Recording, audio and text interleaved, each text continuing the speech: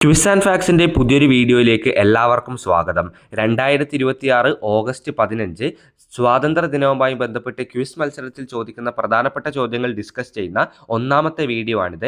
നമുക്കിതിൽ ബേസിക് ആയ കാര്യങ്ങൾ നോക്കി പോവാം. ഇപ്പോൾ തന്നെ സ്വാതന്ത്ര്യദിന ക്വിസിന് മത്സരത്തിന് പഠിക്കാൻ ആരംഭിക്കുക. അപ്പോൾ നിങ്ങൾക്ക് അവസാനമാകുമ്പോഴേക്കും നല്ലൊരു മാർക്ക് നേടാൻ പറ്റുന്ന സ്റ്റേജിലേക്ക് എത്താൻ സാധിക്കുന്നതാണ്. അപ്പോൾ നമുക്ക് ചോദ്യങ്ങളിലേക്ക് കടക്കാം. അതിനു മുമ്പ് ചാനൽ ഇതുവരെ സബ്സ്ക്രൈബ് ചെയ്യാത്തവർ ഇപ്പോൾ തന്നെ സബ്സ്ക്രൈബ് ചെയ്യുക. സ്വാതന്ത്ര്യദിന ക്വിസ് മത്സരത്തിൽ പങ്കെടുക്കുന്ന എല്ലാവരും നമ്മളുടെ സ്വദേശ് മെഗാ ക്വിസിന്റെ വീഡിയോസ് കൂടി നോക്കി പ്രിപ്പയർ ചെയ്യാൻ ശ്രമിക്കുക. കാരണം രണ്ടിൻ്റെയും സിലബസ് ഏകദേശം 80 തൊട്ട് 90% സിമിലർ ആണ്. ഗാന്ധി, നെഹ്റു, അതുപോലെ തന്നെ സ്വാതന്ത്ര്യത്തിന്റെ കഥ തുടങ്ങിയ ടോപ്പിക്കുകൾ തന്നെയാണ് സ്വദേശ് മെഗാ ക്വിസിലും ചോദിക്കുന്നത്. അതുകൊണ്ട് തന്നെ മാക്സിമം ആ വീഡിയോ കൂടി കാണാൻ ശ്രമിക്കുക. അങ്ങനെ കാണുകയാണെങ്കിൽ നിങ്ങൾക്ക് കൂടുതൽ ചോദ്യങ്ങൾ പരിചയപ്പെടാൻ സാധിക്കുന്നതാണ്. നമുക്കിനി നേരെ ഒന്നാമത്തെ ചോദ്യത്തിലേക്ക് കടക്കാം. അതിനു മുമ്പ് ഈ വീഡിയോയുടെ അവസാനവും ബോണസ് ക്വസ്റ്റ്യൻ നൽകിയിട്ടുണ്ട്. വീഡിയോ അവസാനം വരെ കണ്ട് ബോണസ് ക്വസ്റ്റ്യന്റെ ഉത്തരം കമന്റ് ബോക്സിൽ രേഖപ്പെടുത്തുക. ഇനി ഒന്നാമത്തെ ചോദ്യത്തിലേക്ക് കടക്കാം. ഒന്നാമത്തെ ചോദ്യം ഇതാണ്: സ്വതന്ത്ര ഇന്ത്യയുടെ ആദ്യത്തെ പ്രധാനമന്ത്രി ആരായിരുന്നു?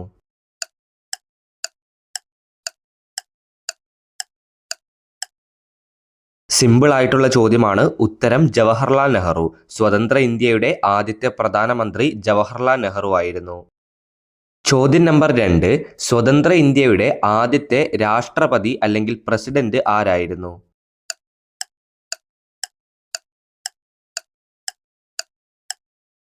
സ്വതന്ത്ര ഇന്ത്യയുടെ ആദ്യത്തെ രാഷ്ട്രപതി ഡോക്ടർ രാജേന്ദ്ര പ്രസാദ് ആയിരുന്നു.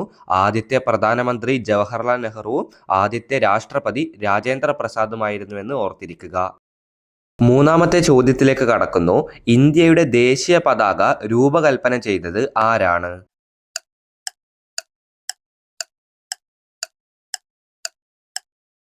ഇന്ത്യയുടെ ദേശീയ പതാക രൂപകൽപ്പന ചെയ്തത് പിംഗലി വെങ്കയ്യയാണ്. മൂന്നാമത്തെ ചോദ്യത്തിന്റെ ഉത്തരം പിംഗലി വെങ്കയ്യ. അടുത്ത ചോദ്യം: വന്ദേ മാതരം രചിച്ചത് ആരാണ്? വന്ദേ മാതരം രചിച്ചതാര്?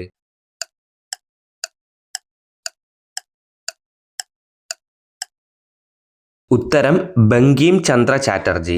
ബങ്കിം ചന്ദ്ര ചാറ്റർജിയാണ് വന്ദേ മാതരം രചിച്ചിരിക്കുന്നത്.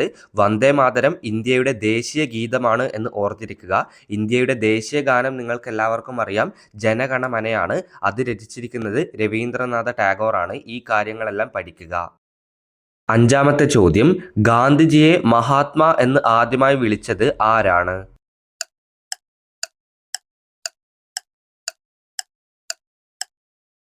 ഗാന്ധിജിയെ മഹാത്മാ എന്ന് ആദ്യമായി വിളിച്ചത് രവീന്ദ്രനാഥ ടാഗോർ ആണ്. അഞ്ചാമത്തെ ചോദ്യത്തിന്റെ ഉത്തരം രവീന്ദ്രനാഥ ടാഗോർ. ചോദ്യം നമ്പർ 6: ചാച്ചാജി എന്ന് സ്നേഹത്തോടെ വിളിക്കുന്നത് ആരെയാണ്?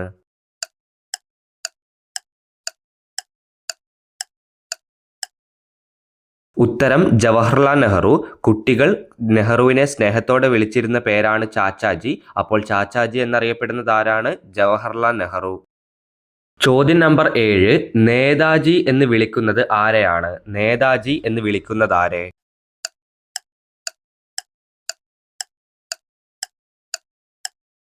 സംശയമൊന്നും വേണ്ട, ഉത്തരം സുഭാഷ് ചന്ദ്രബോസ്. നേതാജി സുഭാഷ് ചന്ദ്രബോസ് എന്നാണ് അദ്ദേഹം പിന്നീട് അറിയപ്പെട്ടിരുന്നത്. നേതാജി എന്ന് വിളിക്കുന്നത് സുഭാഷ് ചന്ദ്രബോസിനെയാണ്. എട്ടാമത്തെ ചോദ്യം: ഗാന്ധിജിയുടെ ജനന സ്ഥലവും വർഷവും ഏതാണ്?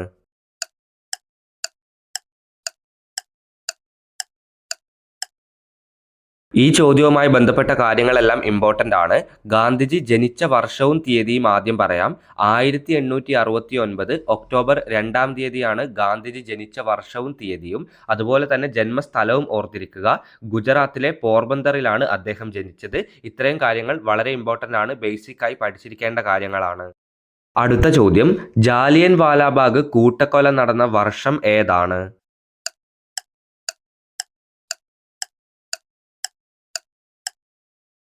ജാലിയൻ വാലാബാഗ് കൂട്ടക്കൊല നടന്ന വർഷം 1919 ഏപ്രിൽ 13-ാം തീയതിയാണ്. വളരെ ഇമ്പോർട്ടൻ്റ് ആയ ചോദ്യമാണിത്.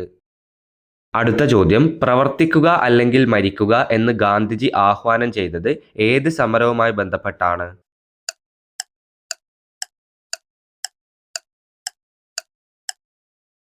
പ്രവർത്തിക്കുക അല്ലെങ്കിൽ മരിക്കുക അഥവാ ഡു ഓർ ഡൈ എന്ന് ഗാന്ധിജി ആഹ്വാനം ചെയ്തത് ക്വിറ്റ് ഇന്ത്യ സമരവുമായി ബന്ധപ്പെട്ടാണ്. ചോദ്യത്തിന്റെ ഉത്തരം ക്വിറ്റ് ഇന്ത്യ സമരം. ക്വിറ്റ് ഇന്ത്യ സമരം നടന്ന വർഷവും ഉപ്പു സത്യാഗ്രഹം നടന്ന വർഷവും ഏതാണ്?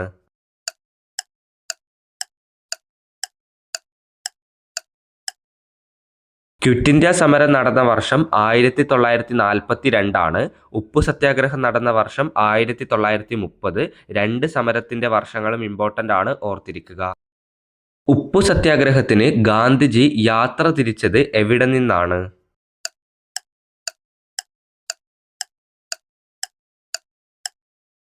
ഉപ്പു സത്യാഗ്രഹം നടന്നത് 1930 എന്ന് ഓൾറെഡി പറഞ്ഞു കഴിഞ്ഞു. ഉപ്പു സത്യാഗ്രഹം ഗാന്ധിജി യാത്ര തിരിച്ചത് സബർമതി ആശ്രമത്തിൽ നിന്ന് ദണ്ഡിയിലേക്കാണ്. ഗാന്ധിജിയുടെ സമാധി സ്ഥലം എന്ന പേരിൽ അറിയപ്പെടുന്ന സ്ഥലം ഏതാണ്?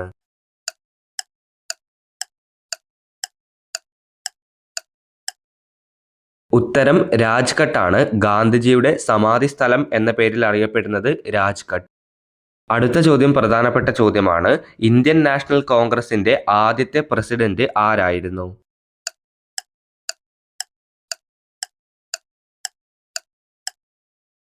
ഇന്ത്യൻ നാഷണൽ കോൺഗ്രസിന്റെ ആദ്യത്തെ പ്രസിഡന്റ് WC ബാനർജി ആണ്. ഉത്തരം WC ബാനർജി. അടുത്ത ചോദ്യത്തിലേക്ക് കടക്കുന്നതിന് മുമ്പ് ക്വിസ് ആൻഡ് ഫാക്ട്സിന്റെ വാട്സപ്പ് ഗ്രൂപ്പിനെ പരിചയപ്പെടുത്തുകയാണ്. വാട്സപ്പ് ഗ്രൂപ്പിൽ ജോയിൻ ചെയ്യാൻ ബാക്കിയുള്ളവർ ഇപ്പോൾ തന്നെ ജോയിൻ ചെയ്യുക. നമ്മൾ അപ്ലോഡ് ചെയ്യുന്ന എല്ലാ ചോദ്യങ്ങളും ഉത്തരങ്ങളും നിങ്ങൾക്ക് PDF രൂപത്തിൽ ഇവിടെ ലഭിക്കുന്നതാണ്. ഈ PDF ഉപയോഗിച്ചുകൊണ്ട് നിങ്ങൾക്ക് എളുപ്പത്തിൽ പഠിക്കാൻ സാധിക്കും.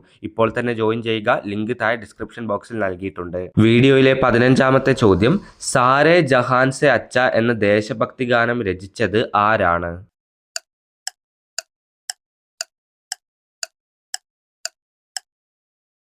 ഉത്തരം മുഹമ്മദ് ഇക്ബാൽ ആണ്. സാരേ ജഹാൻ സെ അച്ച എന്ന ദേശഭക്തി ഗാനം രചിച്ചിരിക്കുന്നത് മുഹമ്മദ് ഇക്ബാൽ.